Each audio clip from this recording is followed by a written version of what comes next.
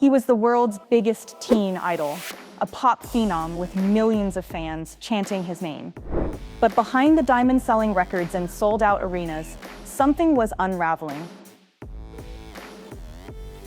In 2014, headlines of arrests, meltdowns, and a superstar on the brink shocked the world.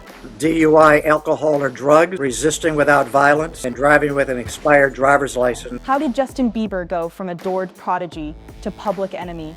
And could he find redemption? We need to seriously talk about it in this video. Every legend begins somewhere.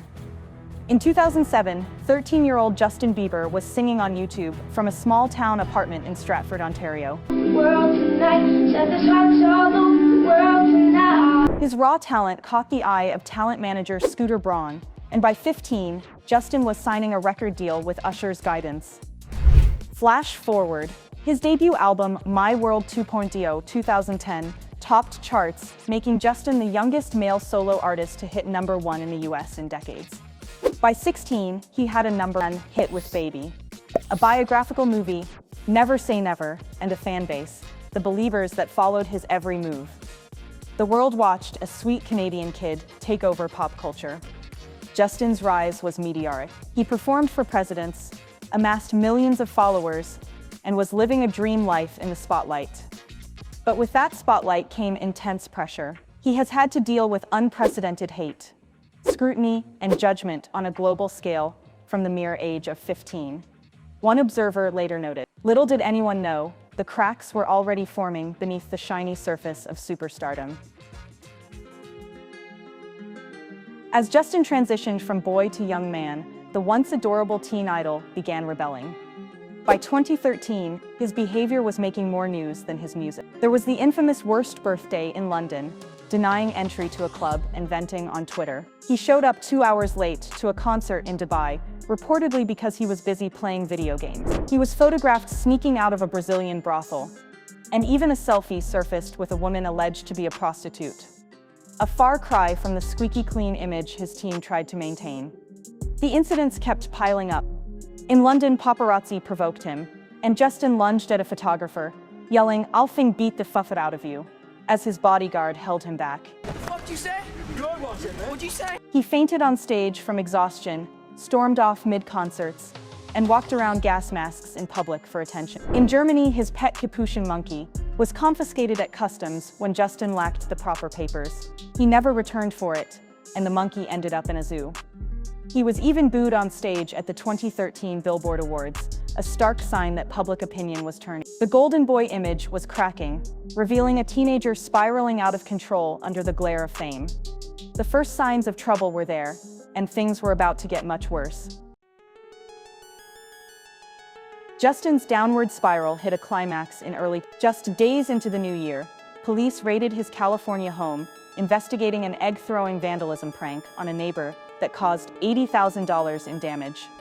Then, on January 23, 2014, Justin was arrested in Miami for drag racing a Lamborghini while allegedly under the influence. His mugshot, the 19-year-old pop star grinning in a red jail jumpsuit, flashed on screens worldwide.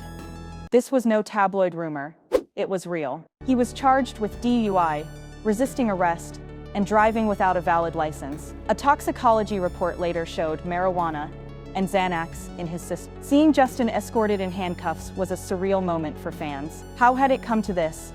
The Miami arrest was just one piece of a very public breakdown. In July 2014, Justin was charged in LA for that egging incident and had to pay restitution and attend anger management. That same year in Canada, he was arrested again after an ATV accident led to an alleged scuffle with paparazzi. The cascade of legal issues made it seem like Justin was imploding. The situation was so notorious that over 2,000 Americans signed a petition to have him deported back to Canada. The White House was forced to respond. They declined to comment and dismissed the petition.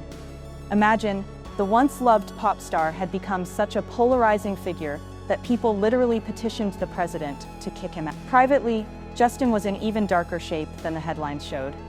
He later admitted that by 19 he was using pretty heavy drugs and had become resentful, disrespectful to women, and angry, pushing away everyone who cared for him. He was waking up and popping pills, smoking weed, and doing whatever it took to numb his pain. It got so bad his security guards would sneak into his room at night just to check he still had a pulse. People don't realize how bad it got. It was honestly terrifying. Justin recalled of that period. In his own words, "I felt like I was dying. My security would come into my room at night to check my pulse." He confessed he often felt empty. "I had all this success, and it was still like I'm still sad. I'm still in pain." So for me, the drugs were a numbing agent. Perhaps most chilling, Justin has revealed that at his lowest point, he even had suicidal thoughts. "There were times when I was really suicidal. Like, man, is this pain ever going to go away? I was just suffering," he told a documentary crew, describing how constant misery left him feeling desperate. This was Justin Bieber, on top of the world professionally, but internally broken and contemplating if life was worth living. The breaking point had been reached. Amid the chaos, Justin searched for stability in two places: love and faith. His high-profile, on and off relationship with Selena Gomez had been a roller coaster since their teen years. They were pop's young power couple, but behind closed doors it was tumultuous. Justin later admitted, "In my previous relationship, I went off and just went crazy and went wild. I just was being reckless," referring to his time with Selena. The heartbreak and guilt from their final breakup in 2014 only added to his downward spiral. Selena would later speak about enduring emotional abuse during that era, and Justin himself confessed in 2019, "I became resentful, disrespectful to women, and angry." He was not proud of who he'd become. Struggling to find himself, Justin turned to religion. In the midst of his 2014 breakdown, he sought out Hillsong Church pastor Carl Lentz for guidance. In a clandestine late-night meeting, Justin was baptized in a bathtub in New York City, NBA player Tyson Chandler's bathtub, to be exact, because the paparazzi were following his every move. He wanted, in Lentz's words, to start fresh spiritually. "That secret baptism was one of the most special things I've been a part of," Pastor Lentz said later. It symbolized Justin's desire to wash away his past mistakes. In the years that followed, Justin became closely involved with his church and mentors. He prayed, read scripture, and tried to live a cleaner life. By 2017, at the peak of a comeback tour, he shocked fans by abruptly canceling the remaining shows to focus on rest and spiritual rejuvenation. He denied it was only about religion, but many insiders said he truly was reconnecting with his faith. Around this time, despite his personal growth, consequences from his wild years still lingered. China even banned him from performing in 2017, citing his past bad behavior. It was a reminder that his reputation would take time to rebuild.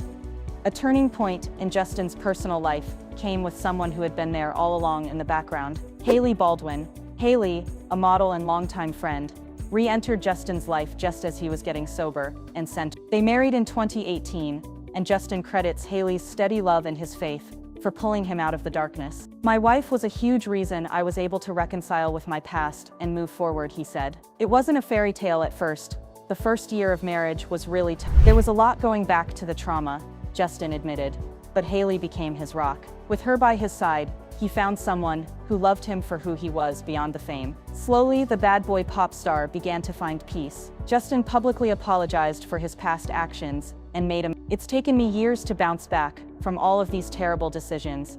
Luckily, God blessed me with extraordinary people who love me for me." His faith in God and the love he found in Hailey gave Justin a foundation he'd lacked during those chaotic teenage years.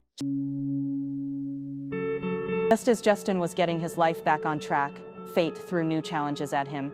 This time, not of his own making. In 2020, after fans speculated about his frail appearance, Justin revealed he had been battling Lyme disease. "I've been recently diagnosed with Lyme disease. Not only that, but had a serious case of chronic mono," he told fans on Instagram, explaining these illnesses were affecting his skin, brain function, energy, and overall health. It had been a rough couple years, but he vowed he would be back and better than ever. 2019, Justin diagnosed with Lyme disease, a tick-borne illness. This revelation earned sympathy. Finally, the world understood that some of his struggles weren't just bad behavior, but real health issues. Then, in June 2022, another scare. Justin abruptly postponed his New Justice World Tour and appeared on Instagram in a vulnerable video. Half of his face was paralyzed. Justin spoke to fans, showing that he couldn't blink one eye or smile on one side. He explained that he had been diagnosed with Ramsay-Hunt syndrome, a rare neurological disorder caused by a virus. As you can probably see from my face, I have this syndrome. It's caused my face to have paralysis, Justin said. He assured everyone he just needed time to recover. Obviously, I'm not capable of doing the shows. My body's telling me I gotta slow down. For a young man who had spent most of his life in motion, this forced pause was difficult, but it underscored how far he'd come. Instead of hiding, Justin was transparent and responsible, choosing health over work. It was painful to see the once energetic performer sidelined by illness.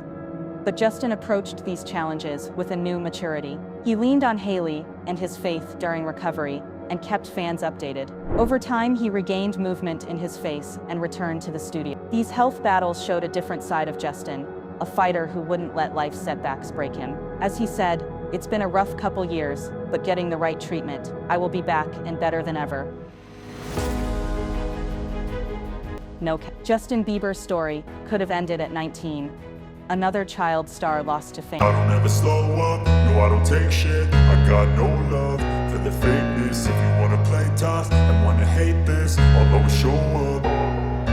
I don't ever slow up, no I don't take shit. I got no love for the fakeness. If you wanna play tough and wanna hate this, I'll always show up and make a statement. I don't ever slow up, no I don't take shit. I got no love for the fakeness. If you wanna play tough and wanna hate this, I'll always show up and make a statement. Everything I do so instinctive and so passionate. Every word I move so descriptive like an adjective. I got a vendetta against people who patented being negative when you should be getting after it.